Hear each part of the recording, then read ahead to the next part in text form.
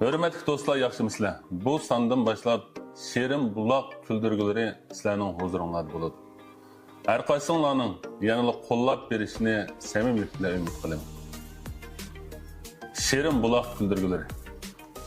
İsmim Yusufcan boğaçqa, Yusufcan ismliklə uçurab qalsa, ularningmi bir yerleri manga o'xshash bir qismimido deb diqqat qilib qolaman. Biroq men uchratgan Yusufcanlarning ko'pinchisi normal chiqadi. Bundaq deganim mening boshqalarda o'sh xiyollarimmi, kam yerlarimmi bor. Masalan, qalpugim boshqalarnikidan xeyli o'sh. Mürem degandek haybat ko'rsatadigan toza muhim yerlar boshqalarnikidan kam. Şuna ismdoshlarim uchrab qolsa, ularga diqqat qilib qolaman. Men qarasam, ko'pincha Yusufcanlar aqlli, tirishchan, hissiyatchan, kelishgan keladigan.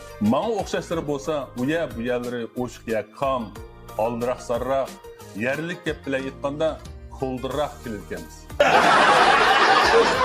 Bu mening aynak qarab o'ylaganlarim. Rostini aytsam, shuni aytganda qo'pib yuzimni yug'andimi, aynakka bak qarab ketmayman. O'ylab baqsam, hamma dangliq chaqchashlar meni bekli obrazda o'xshatgan ekan. Hörmətli ustozimiz Esamkam bir ig'iz chaqchiq bilan bu laqamni menga qo'yib qo'ygan edi. O toza bir cho'ng so'rinda mening uni o'qitib o'qigan, "Ha, Esamka, siz bizga qilavermay chaqchaqni oldingizga kelganda ilib bering qo'rmudin. Burunqudan qarasam bek uruqlab ketibsiz. Ziminixon hadimiz qismatdimi normudur."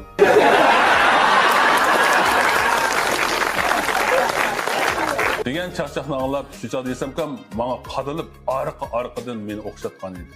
"Voy, bu qalpiga taladi qag'ar radioni qaysing menga qartib qo'ygan? Lavlavi jonim, lavlaringizni aytavering ukam. Biz qalpiq qilib sağıcha."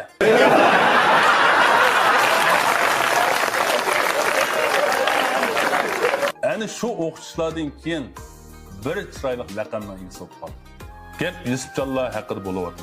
Mening chaqmoqdek bir inim bor. Chaqqan chaqmoqdek inim edi. Bek chaqqan edi.